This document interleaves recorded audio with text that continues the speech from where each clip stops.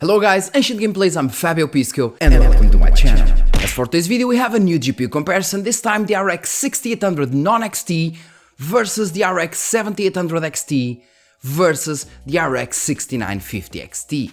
And you might be already thinking, well, why not the RX 6800 XT and instead the non-XT version? And I can tell you right away that's because the RX 7800 XT is in reality not the RX 7800 XT, because if you look at all the RDNA 3 GPUs lineup, so basically the RX 7000 series lineup, all cards, and I repeat, all cards have more compute units than their predecessors. So for example, the RX 7600 non-XT has the same compute units as the 6600 XT. The 7700 XT has more computer units than the 6700 XT, so 52 computer units versus 40 computer units. If you go, for example, for the 7900 XT, it has 84 computer units versus the previous 80 computer units, and on top of that you even have the 7900 XTX that I believe it has like 92 computer units, something like that. I don't really remember, so I won't say for sure, but it has still more computer units over that.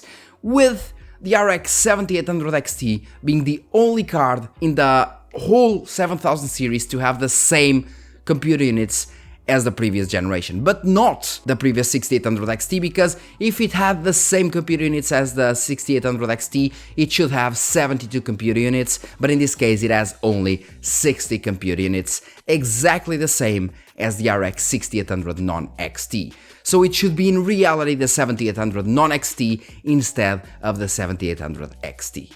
That's why. And with this explained, let's go to the pricing.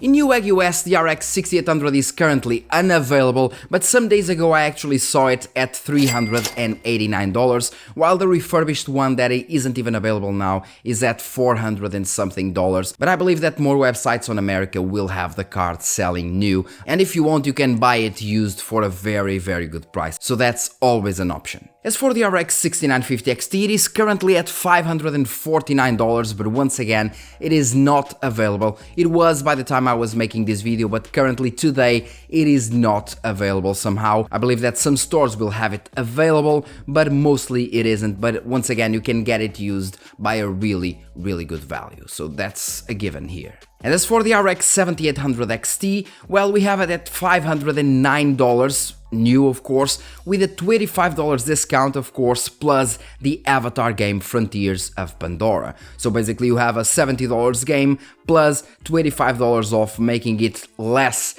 than $500, which is a very good deal. As for the European prices, we have the RX 6800 at €429, which is not that bad, but still a bit higher than it should be. We have the RX 6950 XT at €595, so roughly €600, which once again, it is quite high for the previous generation card. It is the top tier of course, but it is still quite high in my opinion. And then we have the RX 7800 XT for €543, and once again it brings the avatar game. So you not only have it cheaper than the 6950 XT, but you can also get the avatar Frontiers of Pandora, which once again is not a bad deal. And with all these prices in mind, which card should you get? And that's why I'm making this video, because these decisions can cause confusion, unlike today's sponsor. Today's video sponsor is GVG Mall, bringing you all the software deals you need, like Windows 10, Windows 11, Office 2021 with a new Windows 11 design, and even Windows Server 2022. For all of these, you can use my SKG discount code for 25% off, getting a Windows 10 serial key for only $16. Then use the key on your Windows settings and you'll have an activated system. And well, let's go to the benchmarks.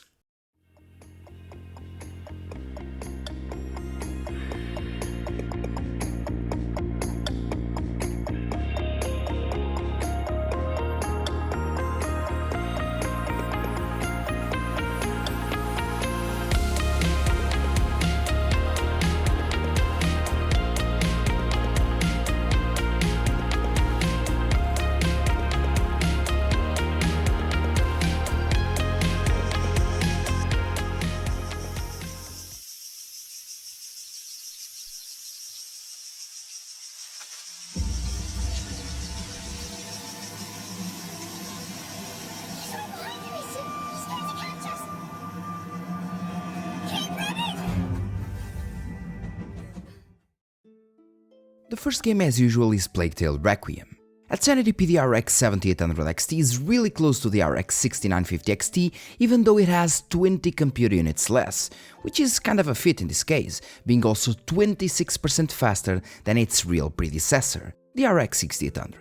At 1440p the RX 7800 XT is still really close to the RX 6950 XT, and to be sincere, closer than I thought it would be, being also 30% faster than the RX 6800, difference that gets more or less maintained at 4K, as the RX 7800 XT with the same physical units as the RX 6800 manages to match the RX 6950 XT, meaning this game really likes high frequencies and the improvements done with RDNA 3 architecture.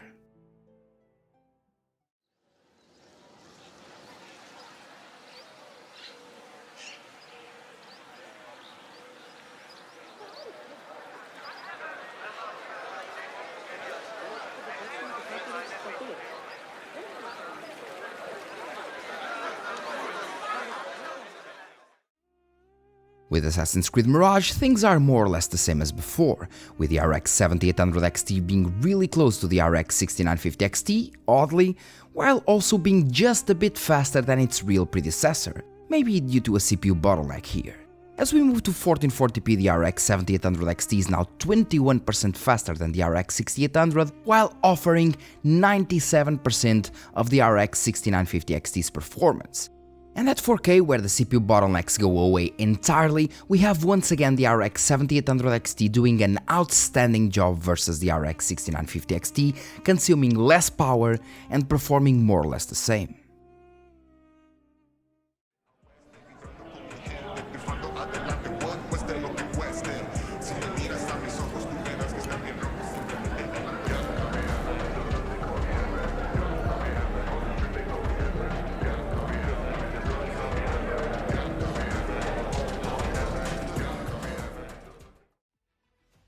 And Cyberpunk 2077 doesn't stray from the line. At 1080p we have once again the RX 7800 XT basically matching the RX 6950 XT's performance while consuming considerably less power. Remember that all the RX 7000 series GPUs will show you the full board power, while the RX 6000 series only show you the GPU core consumption. That's a thing to note. At 1440p, the RX 7800 XT even manages to outperform the RX 6950 XT in terms of 1% lows, being virtually the same in terms of averages and being 26% faster than the RX 6800. And at 4K, both higher tier cards can get really close to the 60 average FPS mark, while the RX 6800 stays a bit over the 43 average FPS.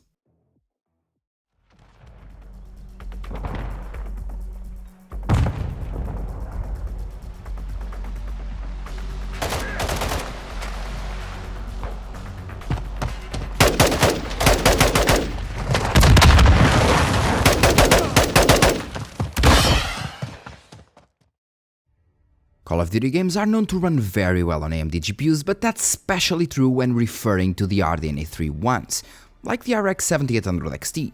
At 1080p, the RX 7800 XT is 12% faster than the RX 6950 XT, as it benefits much more from smart XeSS memory, being 37% faster than the RX 6800 as well. At 1440p, things are more or less the same, with the RX 6950 XT getting closer to the RX 7800 XT results, which is not that surprising as smart XeSS memory doesn't work as well with higher resolutions and lower FPS outputs. And at 4K, although the RX 7800 XT is still faster, it is virtually on par with the RX 6950 XT, which is not bad by any means, just not as great as the 1080p results, of course. Forza Horizon 5 is one of those odd titles where smart XeSS memory is a must, and in here we have the first game where the RX 6950 XT is considerably faster, especially in the 1% lows.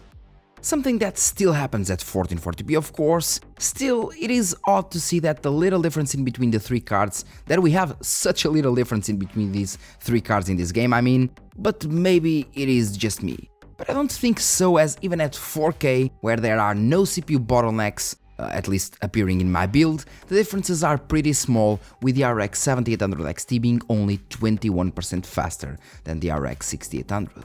But well, at least it is faster.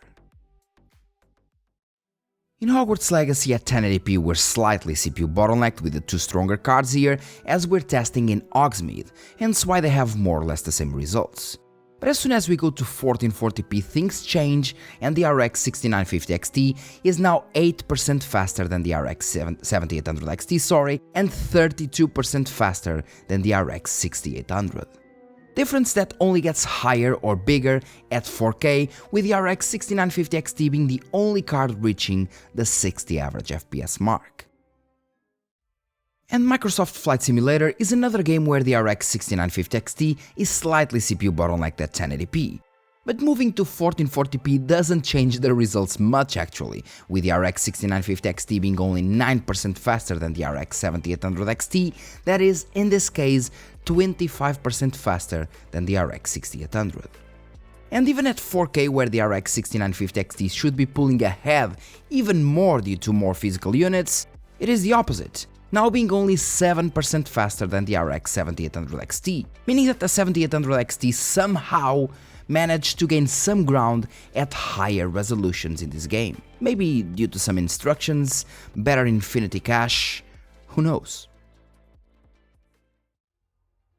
Alan Wake 2 is one of the first games to bring mesh shaders technology to use, and it definitely benefits from newer architectures and most likely higher frequencies, as at 1080p the RX 7800 XT is able to match the RX 6950 XT, being 32% faster than the RX 6800. Difference that gets maintained at 1440p, with the RX 6800 still managing to deliver 60 average FPS in this particular part, but far from the other two cards that deliver around 80. At 4K, opposite to what we usually see, the RX 7800 XT gained some ground over the 6950 XT, and I mean, it is only 1 FPS for sure, but it gained FPS versus the RX 6950 XT at higher resolutions instead of losing, compared to most titles before. Although when we're talking about older game engines, the RX 6950 XT is simply a powerhouse. In Red Dead Redemption 2, even at 1080p, it is 13% faster than the RX 7800 XT, that in here is only 15% faster than the RX 6800 while delivering worse minimums. Sad face. Oddly, the 1440p results turn a 180 in terms of minimums, and now the RX 7800 XT is the card with the higher values there, bringing way more smoothness than the RX 6950 XT here. And at 4K the results are finally where they should be from the beginning, with the RX 6950 XT being the better card overall in terms of averages and minimums, and with the RX 7800 XT sadly being only slightly faster than the RX 6800. Starfield is always a great benchmark because even though the game still lacks optimization, even after the current patch that increased performance, it lacks optimization in a constant way, turning it into a very good benchmark tool. As for the results at 1080p, we're basically CPU bottlenecked for the two top tier cards. At 1440p things start getting better for the RX 6950 XT, with even the RX 6800 managing to deliver 60 average FPS, which is actually pretty good. And at 4K all are shot down by this game, but I mean like shot down with a bigger harpoon. Both the RX 7800 XT and 6950 XT are on par with each other, fighting to deliver 50 average FPS, while the RX 6800 can't even reach 40. This game is definitely heavier than it should be. The Last of Us is another title that, like Forza Horizon 5, delivers a massive performance with Smart Access Memory enabled. And sadly, AMD and Naughty Dog only enabled Smart Access Memory for this game some months after its release, so the initial benchmarks of the AMD cards are kind of not correct by today's standards. Just saying. In here the RX 7800 XT is so close to the RX 6800 that it hurts, something that only changes a bit as we go into 1440p, where the RX 7800 XT finally gets closer to the RX 6950 XT. And is now 18% faster than the RX 6800, which is still not that much.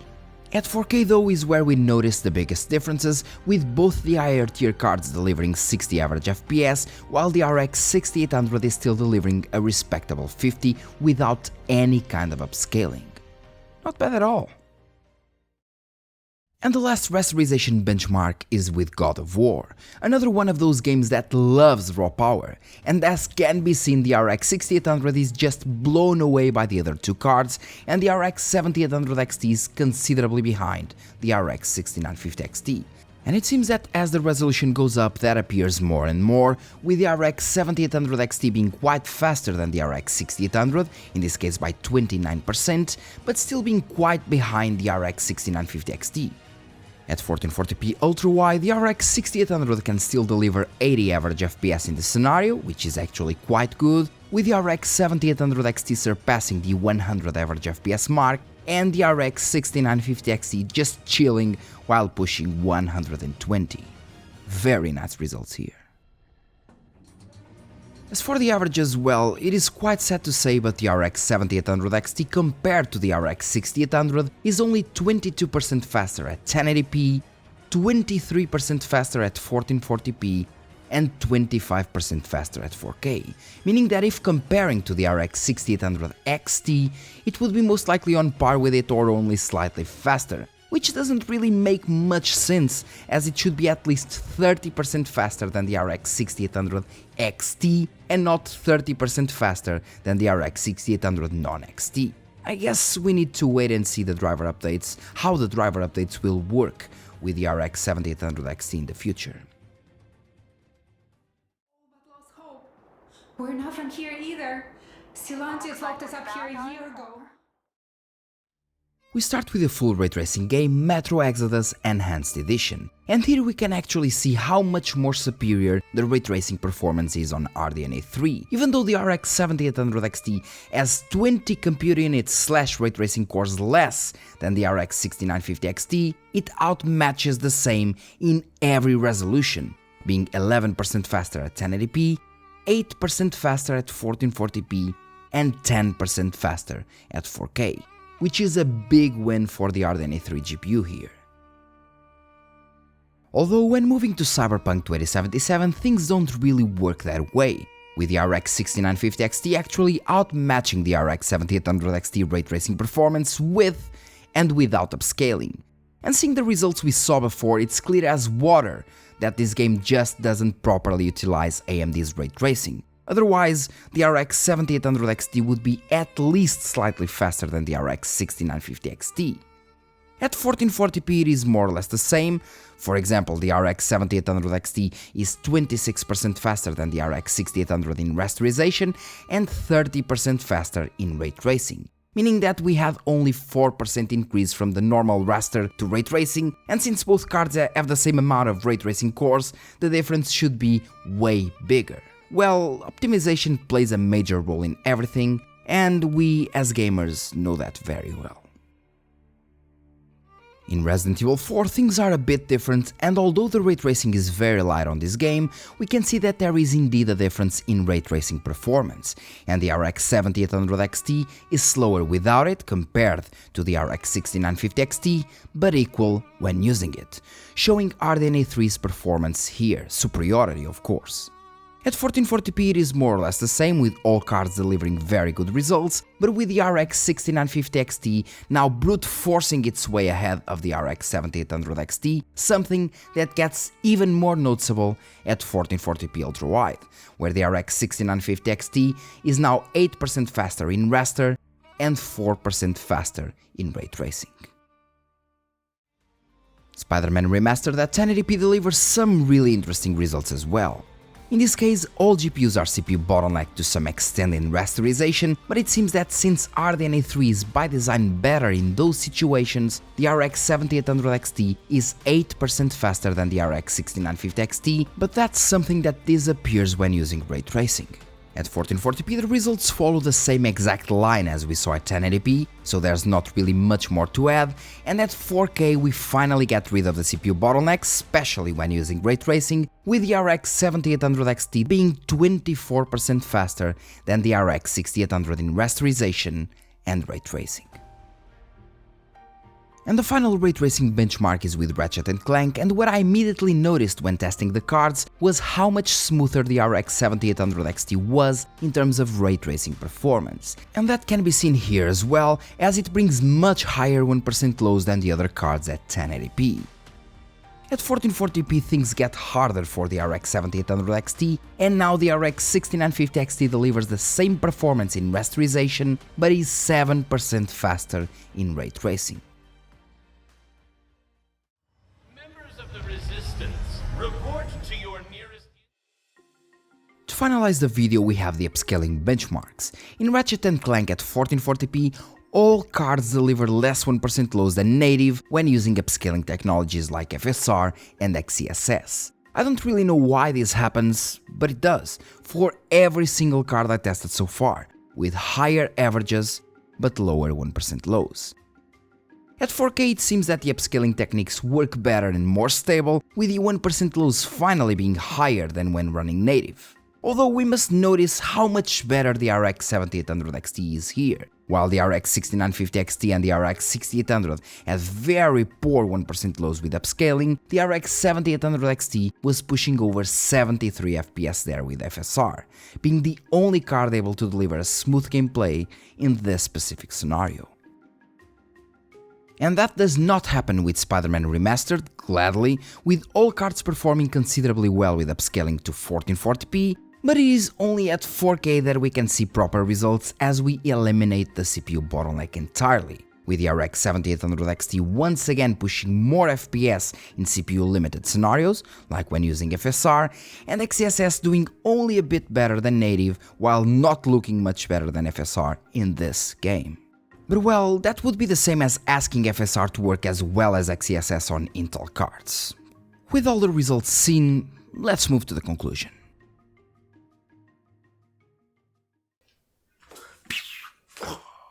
Stop it. Get some help. In terms of performance benchmarks, well, you can see that in most recent games the 7800 XT can indeed reach the 6950 XT level of performance while consuming much less power. And remember that the side-by-side comparisons that you saw in terms of power draw and so on, you saw them at 1080p. As soon as you raise the resolution, let's say to 1440p or 4K, the power draw of the 6950 XT will be around 400 watts, 350 watts on core depending on the game and resolution, with the remaining wattage, the remaining power consumption being power consumption being for the VRAM, LEDs, fans, and so on. So around the 400 watts mark, maybe a bit less when undervolting, okay? While, for example, the 7800 XT with its full board power draw, it is limited, at least the reference version that I'm testing, it is limited to 290 watts, and still it manages to be on par and in some rare scenarios actually overtake the RX 6950 XT in terms of performance. So less power draw.